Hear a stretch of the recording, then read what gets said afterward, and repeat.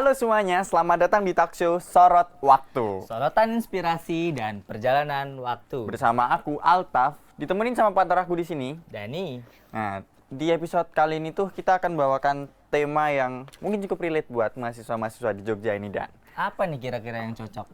Mungkin Sepertinya apa? apa nih? Mengejar impian di tanah rantau. Pas banget nih, narasumber kita ini juga dia nih orang yang sudah merantau di usia yang bisa dibilang masih muda. Wow, sangat fantastis Iya, sepertinya. kayaknya nggak usah lama-lama ya. Iya. Bisa aja langsung kita panggil. Ini dia narasumber kita, Maza. Wih. Halo Maza. Gimana nih kabarnya? Ya begini-begini saja. Boleh duduk dulu Maza, silahkan. Oke. Kalau orang Jawa bilangnya monggo. Monggo. Mangga ya? Mangga atau monggo? Itu mangga, itu buah. Buah. Iya, itu buah. Sebelumnya udah jauh-jauh dari mana nih, Maza? Waduh, ini aku jauh banget. Mau sejauh apa? Maunya sejauh apa? Diperkirakan bisa jalan kaki atau naik jetpack mungkin? Oh, aku naik jet pribadi sih. Wah, Jet Sepertinya pribadi. mewah sekali nih. Sudah berhasil merantau dia ini ya. Iya. Yes, jadi kayak udah punya jet pribadi loh. Terus selanjutnya Maza ini asalnya dulu tuh dari mana, mau kemana? Dari mana mau kemana? Iya. Oh, jadi aku cerita nih. Oke, aku tuh asalnya dari Temanggung. Temanggung. Iya, Temanggung. Kebetulan Sama ya satu berarti. kota nih, satu kota nggak Ada sih? fun Kota. fact sih. Iya, fun Sebenarnya tuh rumah kita tuh deket kayak cuman 5 meteran doang gitu lah. Cuman selama berapa tahun ya? Dua, Ya, kayak hampir 2 tahun itu kita nggak pernah saling kenal. Iya. Itu gimana ceritanya? Deketan tapi bisa nggak kenal tuh gimana? Apa di situ tuh nggak ada acara-acara yang memungkinkan kalian tuh bisa bertemu gitu? Ada sih, cuman Banyak, emang cuman- dianya yang nggak pernah datang. Oh, Karena kamu introvert juga nggak sih sebenarnya? Ya, kalau aku lebih sering ini sih mainnya di luar. oh mainnya di luar. Jadi nggak pernah di situ. Iya. Oh ya, awal Maza merantau itu di umur berapa ya kalau boleh tahu? Kalau umur sih aku lupa ya, cuman kayak pas kelas 2 SMA. Awal kelas 2 SMA itu aku udah pindah di Temanggung. Jadi awalnya itu aku di Pekanbaru dari SD kelas 2. Itu tuntutan ayah buat pindah pekerjaan. Jadi Oh, iya. aku sama mama ikut Iya. pindah kelas 2 SD. Terus pindah lagi ke Temanggung kelas 2 SMA gitu. Itu berarti di Pekanbaru itu rumah sendiri atau ada keluarga sebelumnya?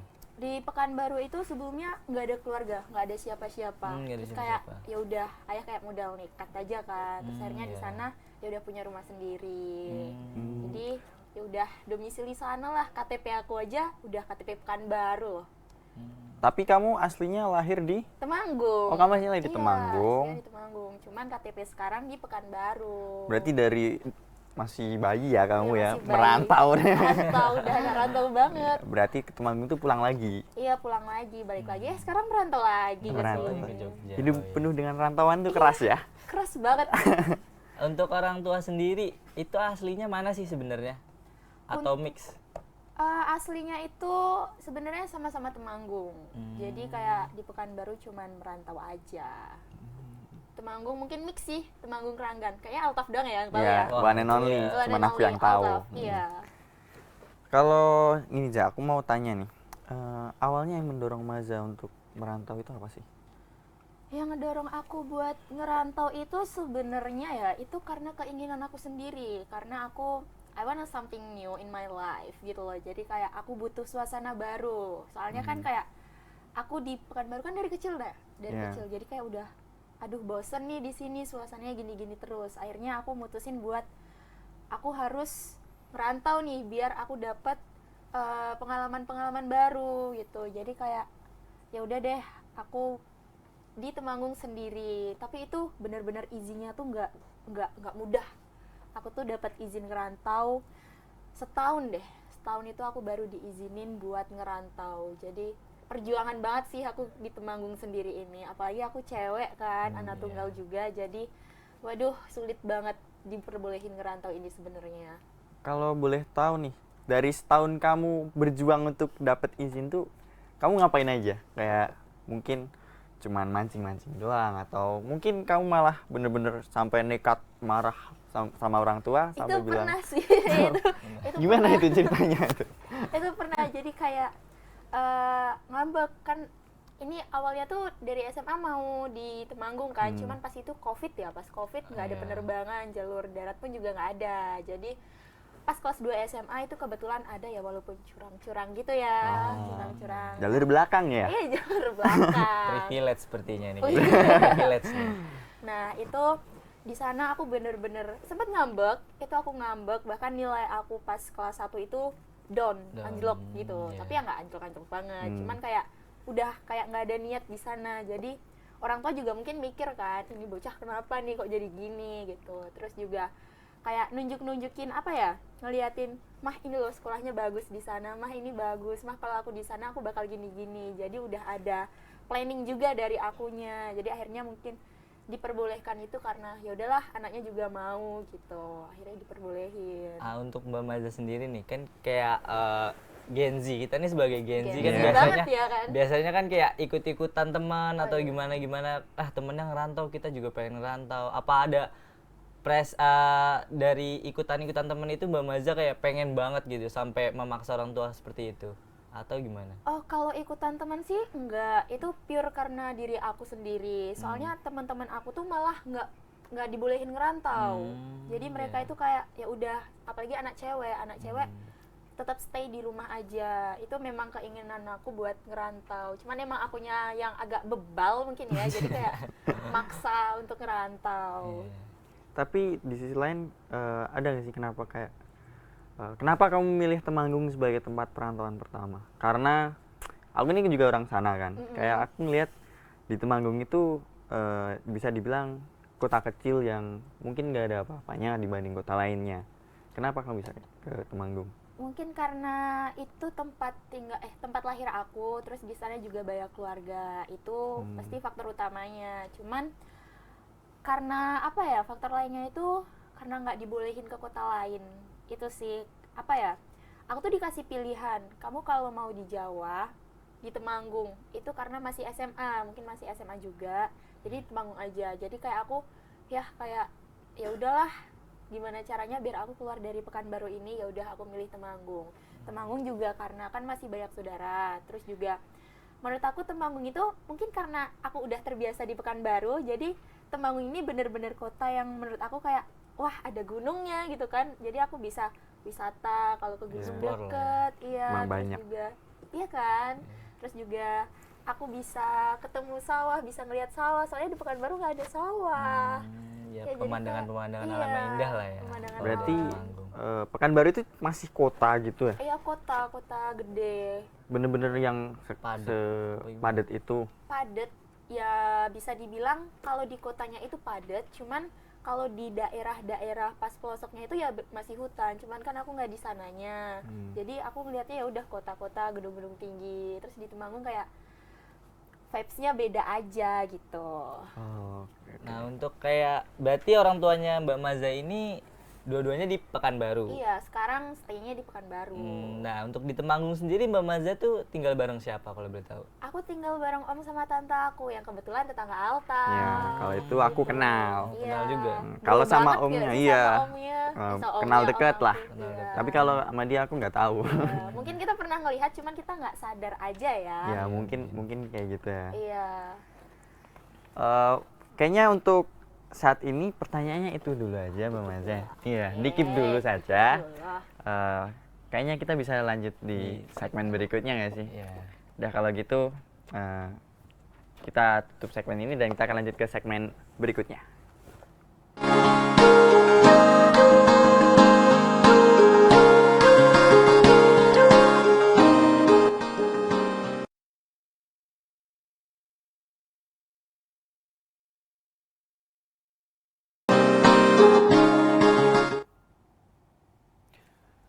Kembali lagi bersama kami di talk show Sorot Waktu. Sorotan inspirasi dan perjalanan waktu. Nah, masih dengan narasumber yang sama, Mbak Maza di sini. Sebelumnya boleh diminum juga nggak apa-apa. Iya. Kalau misal haus gitu, Pada peka banget langsung ya. Ya Peka biasa. banget. Boleh lah dibukain gitu kan. Bisa sendiri kan? Oh, nggak service banget. Ya, aku Aduh. profesional saja. Oke, baik. Mungkin nanti gampang. Nggak haus tah? Belum. belum. Iya. Nanti aku minum sendiri kok. tenang Kalau aku aja. sih sudah. Makanya aku mau minum duluan aja. Ya, boleh. Apa langsung bisa cheers gitu? Cheers. Oh, mau cheers. Oke, boleh. Oke, boleh. Ini dibuka dulu ya. Ya Terus apanya dong. taruh mana? Di Eh, bawah. nih nanti kasih ke aku Diambil aja. aja, diambil. Oke. Cheers. Cheers Oh, dulu nggak sih? lupa. Cheers dulu kasih. Maklum udah tua. Udah Dah. berkepala dua. Baru berpada. Cheers. Cheers. Sip.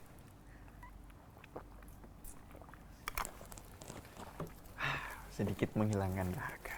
Ya, lumayan ya. Boleh sampahnya? Biar. Terima kasih, peka banget loh. Ya nanti aku buangin. Terima kasih. Ya, kita bakal masuk ke segmen yang lumayan cukup mendalam nih kayaknya ya. Waduh, apa nih? Takut deg-degan. Santai aja, santai. Santai, oke. Pengalaman pertama kali merantau Mbak Maza ini apa sih yang Mbak Maza hadapi pertama kali tuh pas ngerantau yang paling menggelegar lah? Wah, menggelegar banget nih. Iya. Apa ya? Tentunya jauh dari orang tua sih. Selama hidup kan sama orang tua terus kan. Iya. Terus tiba-tiba udah nggak sama orang tua itu bener-bener kayak kacau banget sih, kacau banget. Yang di rumah biasanya udah disiapin untuk makanan, terus ini itu udah disiapin segala macamnya, terus tiba-tiba di sini harus sendiri, itu kayak berat banget.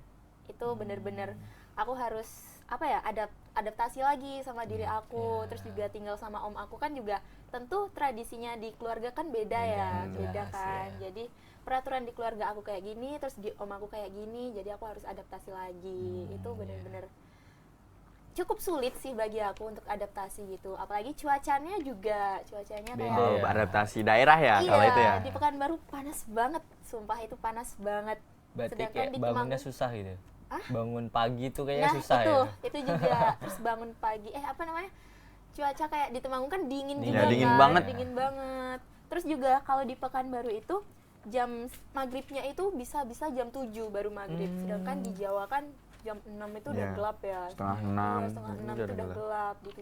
Di Pekanbaru tuh jam 7 masih terang benderang. Itu juga kayak culture shock lah.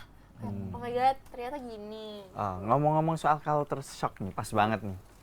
Ada nggak sih kayak culture shock budaya? Kalau sekarang soal budaya Iya. dari mungkin di Pekanbaru bagaimana sampai ke Temanggung kok, loh kok kayak gini ya? Atau mungkin dari bahasa, dari bahasa yang mungkin dari Pekanbaru ngobrolnya pakai bahasa Pekanbaru, sampai Temanggung kok, loh kok pakai bahasa kayak gini? Itu gimana cara kamu menghadapi itu dan beradaptasi soal itu?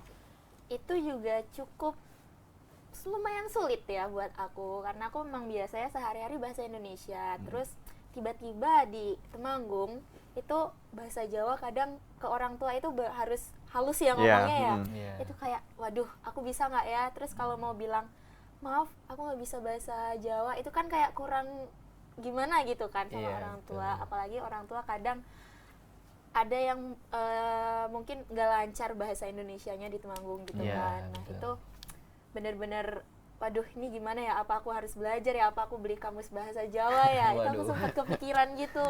Effort banget ya. Iya, effort banget. Tapi untungnya sih bisa kayak ya udah, karena aku orangnya juga cukup enjoy untuk ngobrol-ngobrol. Aku suka ngobrol dengan orang baru, jadi aku bisa ngatasin itulah. Terus juga untuk apa ya, budayanya paling yaitu orang di Jawa ramah-ramah ya ternyata. Iya memang sih, kebanyakan emang ramah. Iya, ramah banget. Aku lewat, disapa, aku ini itu, bener-bener senyum. Itu keren sih, kayak keren banget. Sedangkan kalau di Pekanbaru tuh udah orangnya ya udah lo gue gitu.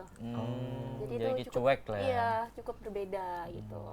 Lah untuk orang tua sendiri itu kan berarti di Pekanbaru tuh emang nggak ada sedikit pun kayak nurunin ke Mbak Maza tuh ini loh bahasa Jawa, nanti kamu di sana tuh perlu kayak gini-gini, atau bahasa Indonesia yang baik untuk ke orang tua atau gimana tuh dipelajarin juga nggak sebelum merantau itu? Karena ini Mbak Mas tadi kan bilang kalau orang tua dua-duanya dari Temanggung. Iya. kan? Iya. Otomatis punya keturunan Jawa lah. Iya. Nah, sebenarnya kalau di rumah itu kalau ayah sama mama itu ngobrolnya mereka bahasa Jawa. Cuman karena mungkin aku dari kecil udah terbawa lingkungan juga, itu aku bener-bener dari kecil tuh udah Indonesia terus. Jadi di aku cukup kesulitan untuk ngomong bahasa Jawa. Jadi kayak ya udah aku sama orang tua bahkan Indonesia terus gitu loh. Nah, aku mau tanya nih, dari banyaknya pengalaman-pengalaman Mbak Maza ketika merantau dari Pekanbaru ke Temanggung, dari Temanggung ke Jogja sekarang ini, ada nggak sih rasa mau nyerah, putus asa, dan berpikir untuk pulang ke kampung halaman? Waduh, kalau itu jelas ada, pernah ada. Cuman gimana caranya aku bisa ngatasin itu gitu. Jadi kepikiran kayak gitu pernah, homesick ya apalagi. Aku anak cewek, homesick itu pasti kayak hampir setiap minggu. Bahkan aduh mah aku mau pulang, aku nggak kuat deh di sini gini-gini, itu pernah. Jadi gimana caranya aku ngatasin itu, mungkin dengan aku main sama temen atau aku keluar me time gitu, atau sekedar jalan-jalan keliling-keliling kota aja gitu. Ya, untuk terakhir nih, motivasi dan prinsip dari hidup Mbak Maza sendiri untuk para kita yang mau merantau nantinya tuh gimana, Mbak? Ya, bagus, itu pertanyaannya bagus. Berani aja sih, kayak Berani ya? kamu yang punya keputusan itu, jadi kamu harus berani. Gimana caranya kamu tanggung jawab sama keputusan yang kamu pilih. Terus juga cari relasi, itu sih, itu juga cukup penting ya untuk cari relasi itu, karena dengan kamu banyak relasi itu akan membantu kamu ke depannya. Jadi kamu misal udah kenal, ya udah kamu bakal lebih gampang aja. Ibaratnya udah dapat tiket duluan nih, teman-teman kamu masih di A, kamu udah di Z sendiri gitu. Lebih cepat ya. Iya, lebih adaptifnya. cepat gitu sih. Banyak batu loncatannya kan Iya, kalau merantau. betul. Kalau gitu mungkin sekian dulu ya Mbak Maza. Kita akan lanjut di segmen berikutnya. Bakal lebih seru kayaknya. Ini Kayaknya akan cepet banget ya. Iya, nggak kerasa kalau ngobrol gini kan. Emang butuh waktu banyak kayak lebih untuk Iya. mendalam lagi. Jadi sedih nih ya. Ada juga happy aja nggak sih? Ya udah sih. Iya. Kalau gitu kita akan lanjut di segmen berikutnya.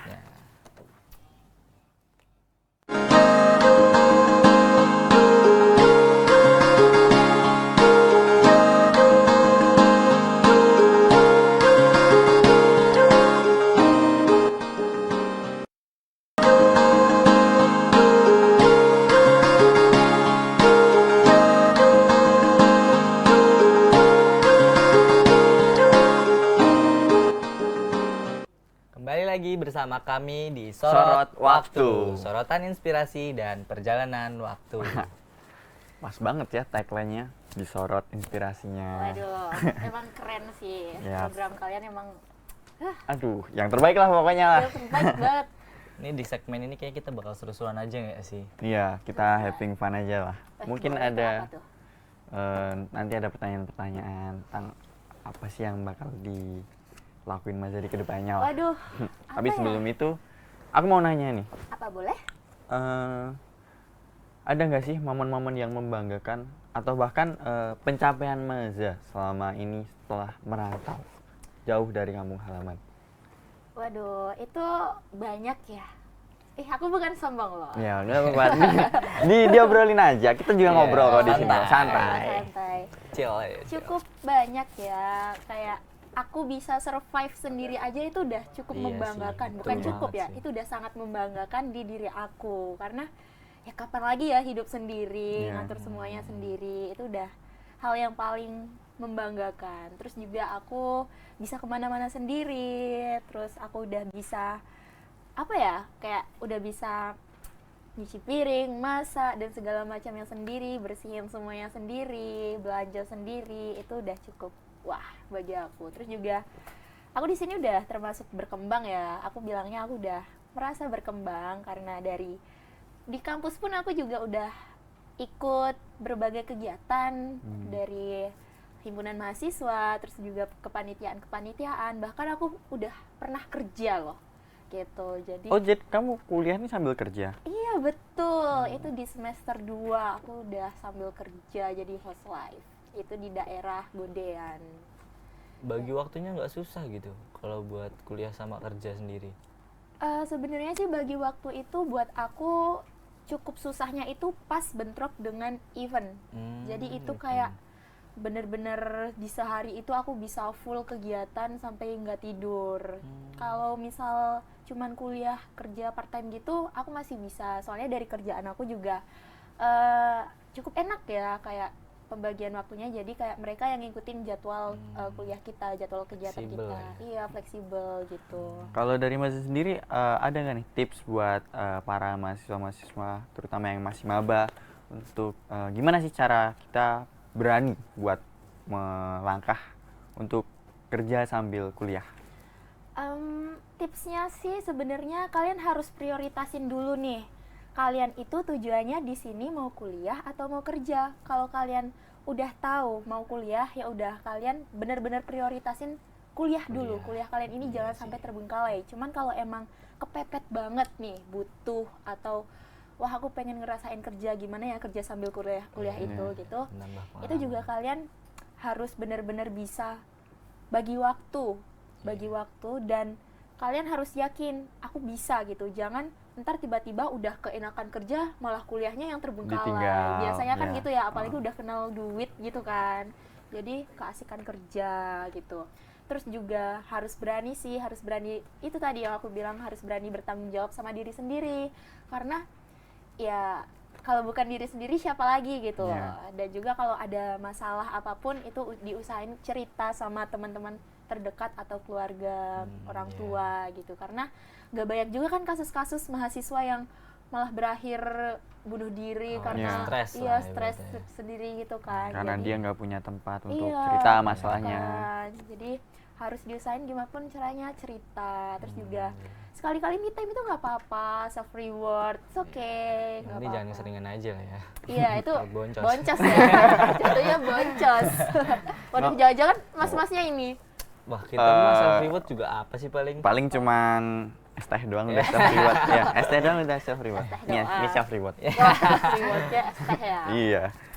Untuk selanjutnya mungkin makna yang paling berpengaruh nih dari Mbak Maza sendiri saat merantau tuh apa sih yang ibaratnya yang ngena banget gitu dari Mbak Maza tuh? Yang ngena banget itu jujur pertemanan sih.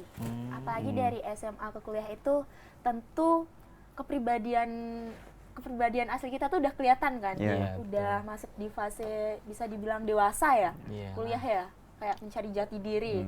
Itu benar-benar pertemanan itu ngaruh banget.